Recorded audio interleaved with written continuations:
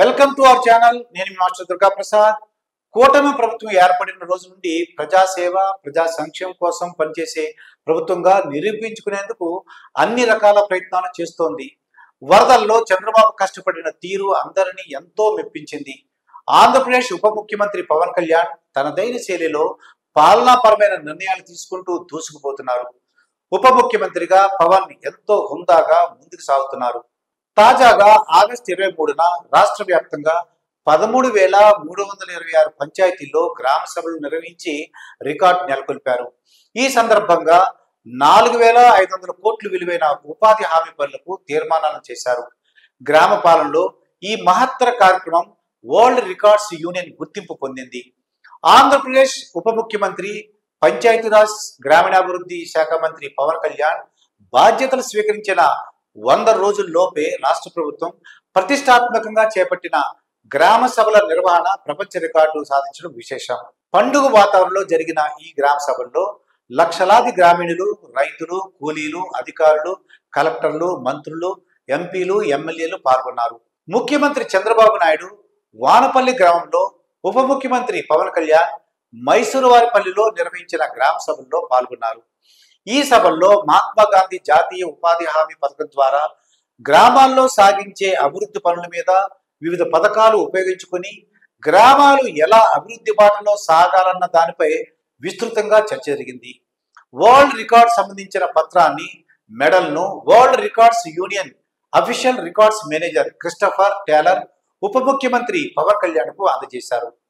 గ్రామాలకు స్వపరిపాలన అందించాలనే ఆకాంక్షతో మొదలైన ఈ ప్రయాణంలో ఈ కొత్త మైలురాయిని అందుకోవడం ఆనందంగా ఉందని ఈ సందర్భంగా ఉప ముఖ్యమంత్రి పవన్ కళ్యాణ్ సంతోషాన్ని వ్యక్తం చేశారు. గ్రామ సభలో విజయవంతం చేయడంతో భాగస్వాములైన అధికార యంత్రాంగానికి, స్థానిక సంస్థల ప్రతినిధులకు అభినందనలు తెలిపారు. గ్రామ సభలో పాల్గొని దిశానిర్దేశం చేసిన ముఖ్యమంత్రి చంద్రబాబు నాయుడుకు కృతజ్ఞతలు తెలియజేశారు. ఒకే రోజున 87 విభిన్న పనులకు సంబంధించిన తీర్మానాలు చేశారు. ఈ పనుల వల్ల 9 కోట్ల మందికి ఉపాధి లభించేలా, 54 లక్షల కుటుంబాలకు ఉపాధి ఫలాలు అందేలా గ్రామ సభల్లో నిర్ణయాలు జరిగాయి. గ్రామాల్లో సీసీ రోడ్లు, డ్రైన్లు, పశువుల పాకలు, చెరువుల పూడికి తీత, హార్టికల్చర్ పనులు, చెక్ డామ్ నిర్మాణం, మైనర్ ఇరిగేషన్ ట్యాంకులు తదితర పనులను చేసుకునేందుకు గ్రామస్తులంతా ఒకేసారి రాష్ట్రంలో ఆమోదం తెలిపారు. రాష్ట్ర ప్రభుత్వం గ్రామ సభలను నామమాత్రంగా నిర్వహించకుండా గ్రామీణులంతా కలిసి కూర్చుని చర్చించిన తర్వాత నిర్ణయాలు తీసుకునేలా చైతన్యం కలిగించింది. మహిళలు, యువత గ్రామ సభలకు తరలివచ్చి గ్రామానికి ఏమి అవసరమో దానిపై చర్చించి తీర్మానం చేసేలా ప్రోత్సహించింది. గ్రామాలు పచ్చగా ఉంటేనే దేశం కళకళలాడుతుందంటారు జాతిపిత మహాత్మా గాంధీ. ఆ స్ఫూర్తితో గ్రామ స్వరాజ్యం కోసం ఆంధ్రప్రదేశ్ ప్రభుత్వం అడుగులు వేస్తోంది. ఉప ముఖ్యమంత్రి పవన్ కళ్యాణ్ గ్రామాల అభివృద్ధిపై చిత్తశుద్ధితో ప్రణాళికాబద్ధంగా ముందుకు వెళుతున్నారు. ఇందులో భాగంగా స్థానిక సంస్థల పాలన బలంగా ఉండాలన్నది ఆలోచన. గ్రామాల అభివృద్ధి కార్యక్రమాలు ఆయా గ్రామస్తులే నిర్ణయించుకునే అధికారం ఉందని గ్రామ సభల్లో చర్చించి తీర్మానం చేసుకోవాలని ఆకాంక్షించారు. గ్రామీణుల్లో గ్రామ సభల తీరుతెన్నులపై చైతన్యం కలిగించడంలో పవన్ కళ్యాణ్ ముందడుగు వేశారు. ప్రధానమంత్రి నరేంద్ర మోడీ, ముఖ్యమంత్రి నారా చంద్రబాబు నాయుడు, ఉప ముఖ్యమంత్రి పవన్ కళ్యాణ్ నేతృత్వంలో రాష్ట్రంలోని అన్ని గ్రామ పంచాయతీలు స్వపరిపాలన, సుపరిపాలన దిశగా అడుగులు వేస్తున్నాయి. గ్రామాలు స్వయం సమృద్ధి సాధించి స్వర్ణ పంచాయతీలుగా అభివృద్ధి చెందేలా చేయడమే రాష్ట్ర ప్రభుత్వం ముందున్న లక్ష్యం. ఇదే స్ఫూర్తిని, గ్రామాల భవిష్యత్తు, కీర్తిని కొండంత ఆశయం, దీప్తితో ముందుకు తీసుకువెళ్లి గ్రామ స్వపరిపాలనతో ఆంధ్రప్రదేశ్ను అగ్రగామిగా నిలపాలన్నదే లక్ష్యమని ఉప ముఖ్యమంత్రి పవన్ కళ్యాణ్ తెలిపారు. పవన్ కళ్యాణ్ రాష్ట్రంలో వరదలతో అల్లాడుతున్న వారికి అండగా నిలిచేందుకు తన వంతుగా ఆంధ్రాకు, తెలంగాణకు చెరొక ₹1 విరాళాన్ని ప్రకటించారు. 400 పంచాయతీలకు 400 లక్షలు ప్రకటించిన విషయం తెలిసిందే. రాష్ట్రంలో కురిసిన భారీ వర్షాలకు లోతట్టు ప్రాంతాల్లో చిక్కుకున్న బాధితులకు ధైర్యం చెప్పేందుకు ముఖ్యమంత్రి నారా చంద్రబాబు నాయుడు సుడిగాలి పర్యటనలు చేశారు. వరద ప్రభావిత ప్రాంతాల్లో పర్యటిస్తూ వారికి అండగా నిలిచారు.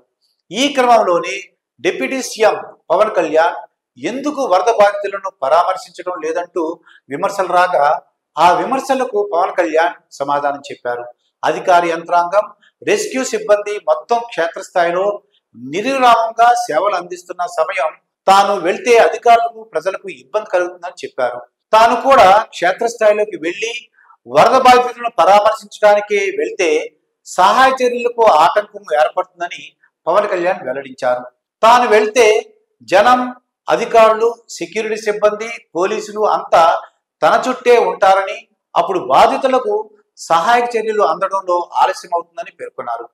వరద బాధితులను కలవడంలో తనకు ఎలాంటి సమస్య లేదని చెప్పిన ఉప ముఖ్యమంత్రి అలా చేస్తే వరద బాధితులకు సహాయం కాస్త సమస్యగా మారుతుందని చెప్పారు. ఇది ఆయన సమయస్ఫూర్తికి, విజ్ఞతకు నిదర్శనం. పవన్ తప్పు ఎవరు చేసినా ఉపేక్షించరు. దానికి ఉదాహరణ జానీ మాస్టర్ ఉదంతమే. కొరియోగ్రాఫర్ జానీ మాస్టర్ జనసేనలో ఉన్నారు. లైంగిక వేధింపుల ఆరోపణల నేపథ్యంలో ఆయనపై పోలీస్ కేసు నమోదైన విషయం తెలిసిందే. ఈ క్రమంలో జనసేన ఆయనను పార్టీ కార్యక్రమాలకు దూరంగా ఉండాలని ఆదేశించింది. ఎక్కడ నెగ్గాలో కాదు, ఎక్కడ తగ్గాలో తెలియాలి అని పవన్ కళ్యాణ్ తరచూ చెబుతుంటారు. ఇందుకు తగ్గట్టే ఆయన తన బలాన్ని, బలహీనతలను సరిగ్గా అంచనా వేసుకుని కూటమి కట్టడమే లక్ష్యంగా అసెంబ్లీ సీట్లు, పార్లమెంట్ సీట్లను బీజేపీతో కలిసి సర్దుబాటు చేసుకున్నారు. జనసేన తాను పోటీ చేసిన 21 అసెంబ్లీ స్థానాల్లోనూ 2 పార్లమెంట్ స్థానాల్లోనూ విజయం సాధించి 100% ఫలితాలు సాధించిన పార్టీగా నిలిచిన విషయం మనందరికీ తెలిసిందే. ఆత్మహత్య చేసుకున్న రైతు కుటుంబాలకు పవన్ కళ్యాణ్ ఆర్థిక సాయం అందించడం, వారాహి యాత్ర వంటి వాటి వల్ల ఆయన గ్రాఫ్ ప్రజల్లో విపరీతంగా పెరిగి ఓట్ల వర్షం కురిపించారు. ఆయనపై ప్రజల నమ్మకం పెరిగింది. పవన్ కళ్యాణ్ పేరు చెబితేనే ఆవేశపడే యువత ఎందరో, ఆయన పిలిస్తే తమ పనులు మానుకొని వచ్చే జనం ఎందరో, ఆయన సినిమాలను వదలకుండా చూసే అభిమానులు ఎందరో. పవన్ కళ్యాణ్ 2 చోట్ల నుండి అసెంబ్లీకి పోటీ చేసి ఓడిపోయినా సరే జనానికి మాత్రం ఏదైనా చేయాలి అని అతనిలోని కసిని మాత్రం ఆ ఓటములు ఏమాత్రం తగ్గించలేకపోయాయి. ఆయనను ఒక కుల నాయకుడిగా చూపిద్దామనుకున్న వాళ్ళు భంగపడ్డారు. పిఠాపురంలో ఆయనపై ఆయన కుల పెద్దలందరినీ ఉసుగొల్పి ఆయన విజయాన్ని అడ్డుకోవాలని ప్రయత్నించిన ఆనాటి ముఖ్యమంత్రికి ఆయనది కులబలం కాదు, జనబలం, ప్రజాబలం అని ఎన్నికల ఫలితాలు వచ్చాక కానీ తెలిసి రాలేదు. 3 పార్టీలను కూటమిగా చేర్చి మంచి అభ్యర్థులను కూర్చి అవతల పక్షాన్ని ఏమార్చిన గొప్ప నాయకుడు పవన్ కళ్యాణ్. అందుకే ఆయన్ని ప్రధాని మోడీ తుఫాన్ అని అన్నారు. గరికపాటి లాంటి ప్రవచనకర్తలు సైతం పొగడకుండా ఉండలేని వ్యక్తిత్వం ఆయనది. ఒక ఆదర్శవంతుడు, నిజాయితీపరుడు. ఆయన నాయకుడిని ఎన్నుకుంటే ప్రజలకు ఎంత మేలు జరుగుతుందో ప్రజలు గుర్తించారు. కూటమి ప్రభుత్వం ప్రజల ఆశయాలకు అనుగుణంగా మరిన్ని మంచి కార్యక్రమాలు చేస్తుందని ఆశిద్దాం.